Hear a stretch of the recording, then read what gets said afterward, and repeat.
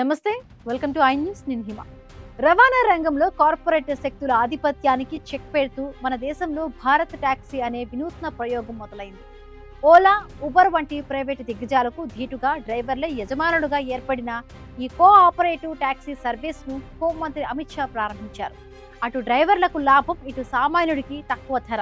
ఇదే లక్ష్యంగా సాగుతున్న ఈ భారత్ టాక్సీ విశేషాలేంటో ఈ వీడియోలో చూద్దాం.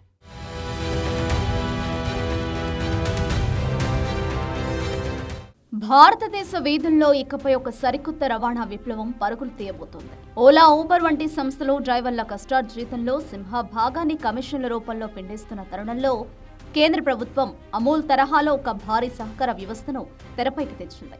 అదే భారత్ టాక్సీ.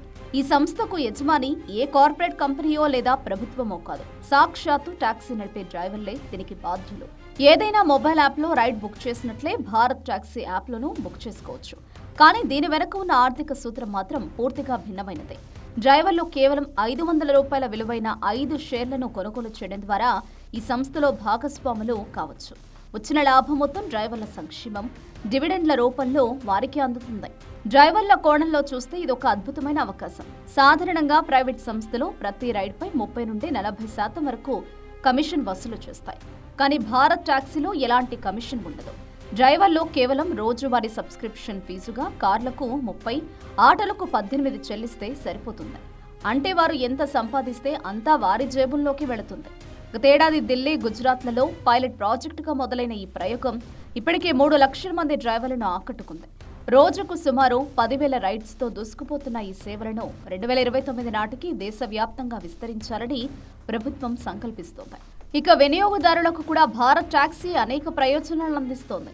వర్షం పడినా, డిమాండ్ పెరిగినా రేట్లు పెంచే సర్జ్ ప్రైసింగ్ ఈ యాప్లో ఉండదు.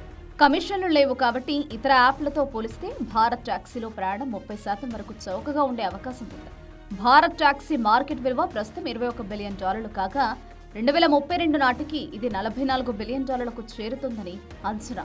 డ్రైవర్ల సాధికారత, ప్రయాణికుల సౌకర్యమే లక్ష్యంగా సాగుతున్న ఈ ప్రయోగం మన దేశ రవాణా ముఖచిత్రాన్ని మార్చేస్తుందనడంలో ఎలాంటి సందేహం లేదు.